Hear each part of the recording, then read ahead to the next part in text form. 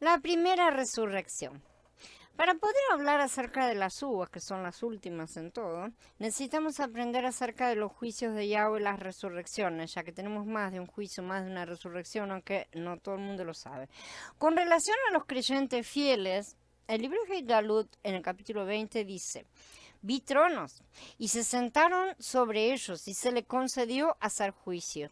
Y vi vivos a los inmolados por causa del testimonio de Yahshua y por la palabra de Yahweh. Ellos no habían adorado a la bestia ni a su imagen, ni tampoco recibieron su marca en sus frentes ni en sus manos. Ellos volvieron a vivir y reinaron con el Mashiach por 1000 años. Pero los demás muertos no volvieron a vivir sino hasta que se cumplieron los 1000 años. Esta es la primera resurrección. Feliz y santo el que tiene parte en la primera resurrección. Sobre estos la segunda muerte no tiene ningún poder, sino que serán sacerdotes de Elohim y del Mashiach y reinarán con él por 1000 años. La primera resurrección es una resurrección particular y limitada. Es una edición limitada de la resurrección. Ya que las escrituras dicen que son bienaventurados y santos, sabemos que solamente creyentes heredarán vida en esta primera resurrección. Dice que los demás muertos continuarán en esa condición por otros 1000 años.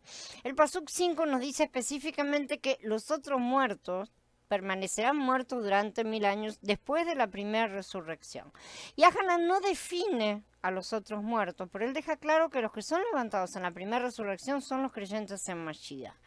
Él los llama bienaventurados y santos y también sacerdotes de Elohim y de Mashiach, llamados a reinar durante los 1000 años. Con relación a esta primera resurrección existen dos puntos de vista fundamentales y básicos. Algunos creen que esta primera resurrección es simplemente el momento de la salvación del creyente, o sea, ya pasó, ustedes ya resucitaron, si ya están acá y ya creyeron en él, ya resucitaron.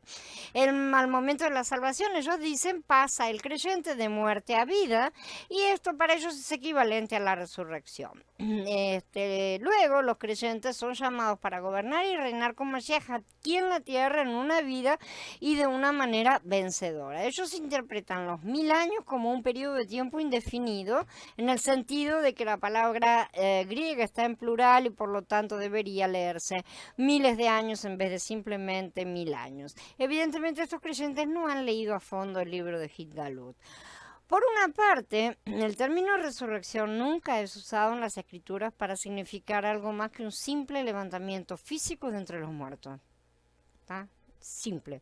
Entiendo sin ninguna duda que el creyente en el momento de su justificación se le otorga la vida, sí, pero esto no niega la necesidad de la resurrección porque la vida está en promesa. El apóstol Shaul lo dijo de una forma muy simple en Corintiim Aleph 15, enseñando que la resurrección de Yahshua HaMashiach era el patrón y la base de nuestra propia resurrección. Yahshua cuidadosamente se tomó el tiempo de explicarle a sus discípulos que él había sido levantado, resucitado en un cuerpo físico, aunque ciertamente no estaba sujeto a las limitaciones de esta nuestra carne presente, ¿no es cierto? En Lucas, en el capítulo 24, Yahshua inclusive comió delante de ellos, como ya hemos hablado otras veces, específicamente para probarles y enseñarles que en ese momento no era un ruach manifestado en carne y hueso, sí, estaba completo. El primero y más importante modelo, ¿no es cierto?, es que Yahshua fue levantado corporalmente de la tumba. Su resurrección no es la misma cosa que su ascensión o cuando él estaba yendo al cielo, ¿sí? Esta fue un evento físico, literal, les he dicho, dice en Matías 28. En otras palabras, cuando Yahshua habló de la resurrección, él quiso comunicar el significado literal del término. Él no anduvo con simbologías y todo lo demás. Que haya segundas interpretaciones y aplicaciones, todo lo demás, como en toda la escritura, no lo voy a negar, pero sí hay un cumplimiento literal de este asunto. La única pregunta real es ¿en qué cuerpo vendrán? ¿Sí? Como dicen en Corintiim Aleph. ¿Es el cuerpo resucitado físico o espiritual? Y la respuesta, como ya vemos, es ambos. Él tenía un Padre Celestial y una madre terrenal, ¿no es cierto? Y el cuerpo resucitado era la culminación de esa relación. Él podía entrar en la dimensión espiritual, o sea, el cielo, o la dimensión que nosotros llamamos el cielo, y también podía entrar en la dimensión física o terrenal a voluntad. Su padre le había dado toda la autoridad en ambos reinos, así como él dijo en Matías 28:18, toda potestad me es dada en el cielo y en la tierra. Como resultado, él podía tomar una forma física donde los discípulos podían tocarlo y podían ver las heridas de su muerte en el madero, o sea que tenía su mismo cuerpo. Esto está en Yahanan 20. Él también podía comer la comida de los discípulos, como dijimos, y también podía desaparecer de repente tomando forma espiritual y saliendo de su plano, por así decir. La pregunta de si Yahshua era meramente un ruaj o si él tenía características físicas es enfrentada y contestada por él mismo. Mientras hablaban estas cosas, Yahshua se puso en medio de ellos y les dijo, pasa a ustedes. Entonces ellos, aterrorizados y asombrados, pensaban que estaban viendo un espíritu. Pero él les dijo, ¿por qué están turbados? ¿Por qué se levantan tales pensamientos en sus corazones? Miren mis manos y mis pies, que soy yo mismo. Palpen, vean, pues un espíritu no tiene carne ni huesos como ven que yo tengo. Al decir esto le mostró las manos y los pies, y como ellos todavía no le creían por el gozo que tenían y porque estaban asombrados, les dijo, ¿tienen algo aquí de comer? Entonces le dieron un pedazo de pescado asado, él lo cogió y se lo comió delante de ellos. Yahshua tuvo la amabilidad de demostrar a ellos que él no era un ruaj, que él tenía carne y huesos. Él les mostró a los discípulos sus cicatrices físicas que ningún ruaj tendría. Los rujos no pueden tener cicatrices físicas. Entonces él pidió algo de comer. Un ruaj tampoco puede comer, ¿sí? La mayoría de los comentaristas señalan el hecho de que Yahshua no dijo nada acerca de tener sangre, ¿sí? Y esto ya lo hemos hablado y es sumamente importante. Él solo habló de carne y huesos. Esto ciertamente es verdad, pero no nos interesa el punto en este preciso momento. La verdad mayor es que él fue levantado arriba con un cuerpo físico con el que usó en la tierra. Esa verdad mayor normalmente pasa desapercibida para todo el mundo. Él se llevó su propio cuerpo. Él no estaba confinado al mundo del Ruach ni estaba limitado al mundo físico, ya no. Él tenía acceso libre a ambos porque, como ya hemos señalado, él tenía toda la autoridad en ambos, cielo y tierra, ¿sí? Lo espiritual y el reino físico. Él se había convertido en la escalera de Jacob para todos los hombres. Yahshua le dijo a la mujer samaritana, Elohim es Ruach, y los que lo adoran en Ruach, y en verdad es necesario que adoren. El Padre, en otros términos, generalmente se ha limitado al reino del mundo espiritual. ¿Sí? Igualmente el hombre está limitado al mundo físico, pero Yahshua es el mediador, es el puente entre el cielo y la tierra. Más que eso, Él es nuestro modelo para la resurrección, para lo que tenemos que entender en cuanto a la resurrección, nuestro ejemplo para que nosotros podamos saber acerca de nuestro destino también. Lo que Él es, nosotros estamos llegando a ser, porque Él es nuestro precursor. Él es el que abrió madre para salir toda esta nueva creación, esta nueva humanidad detrás de este nuevo Adán. Yahshua no está limitado por el mundo espiritual ni por el mundo físico. Él tiene toda la autoridad en ambos reinos. No se olviden nunca de esto. ¿Quién tiene las llaves? Mashiach las tiene. Y así, de esta manera, las escrituras nos dicen que como el de Yahshua, como el suyo, serán nuestros cuerpos resucitados. La resurrección de los justos. Acabamos de ver entonces que aquellos que serán gobernantes de la casa de Elohim son aquellos que son administradores fieles y sabios, personas que no abusan de sus posiciones de autoridad en esta era actual. Para distinguir a estas personas de los otros creyentes los llamamos vencedores.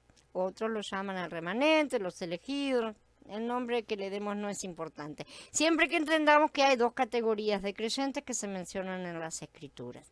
Los vencedores formarán parte del gran grupo de la primera resurrección, pero de manera diferente de los demás. En Lucas, Yahshua habló una parábola sobre la primera resurrección y los que la heredarían.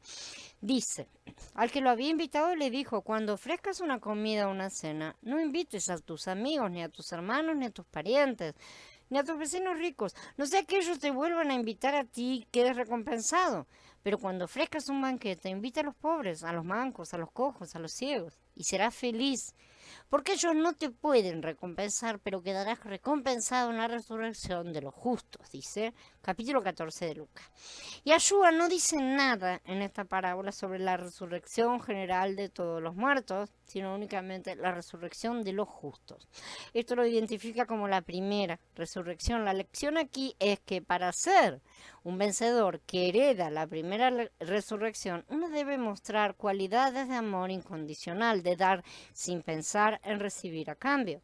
El principio es simple, incluso si su funcionamiento puede resultar más difícil, dependiendo de cuántas de nuestras cosas Elohim nos pide que le demos. ¿Sí? O sea, si nuestra cabeza está en demasiadas cosas, tantas serán las cosas que Él nos va a pedir. Esa actitud no recibe la de retener, esa actitud no recibe recompensa en vida, dice, sino que será recompensado en la resurrección de los justos, cuando le entregamos todos. No trabajamos aquí y ahora a cambio de, o sea, de un salario, a cambio de un premio, de beneficios, de frotar la lámpara y obtener el deseo pedido. No se trata de un intercambio, sino de dar.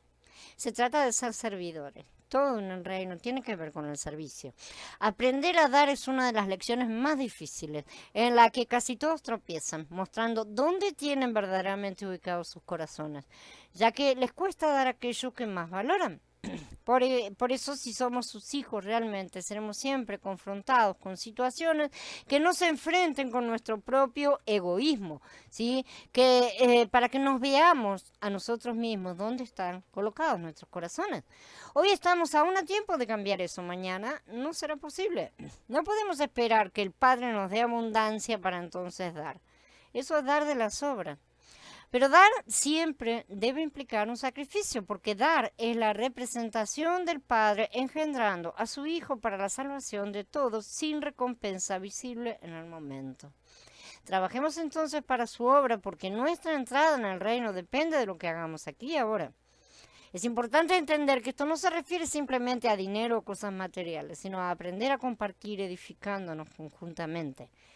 Y ya saben que Piedras Vivas trabaja solamente con ese fin.